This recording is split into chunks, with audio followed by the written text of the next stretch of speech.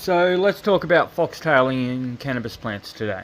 Foxtailing is when your plant starts growing them odd little spiky towers instead of them forming them dense chunky flowers that we're usually aiming to grow.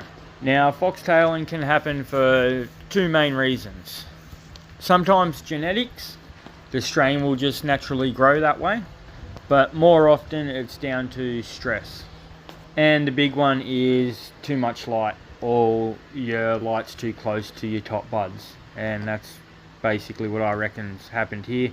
Also, the other reason normally with stress is too much heat, and that's probably another factor in this grow here, because these buds were a lot closer to the light and the rest of my canopy was down a lot lower.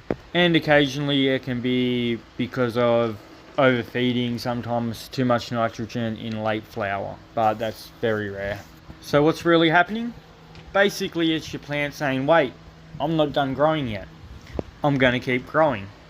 And that's why you'll notice fresh white pistils coming up on the top on buds that you thought were almost finished, instead of focusing on ripening.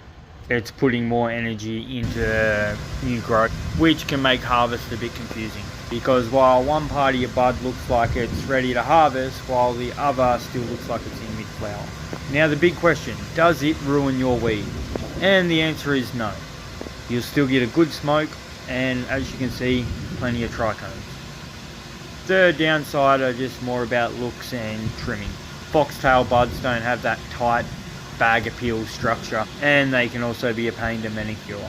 Now if you want to slow this process down, the best thing to do is dial back your light a bit and keep your attempts in check, and also just double check you're not hitting them with too much nitrogen.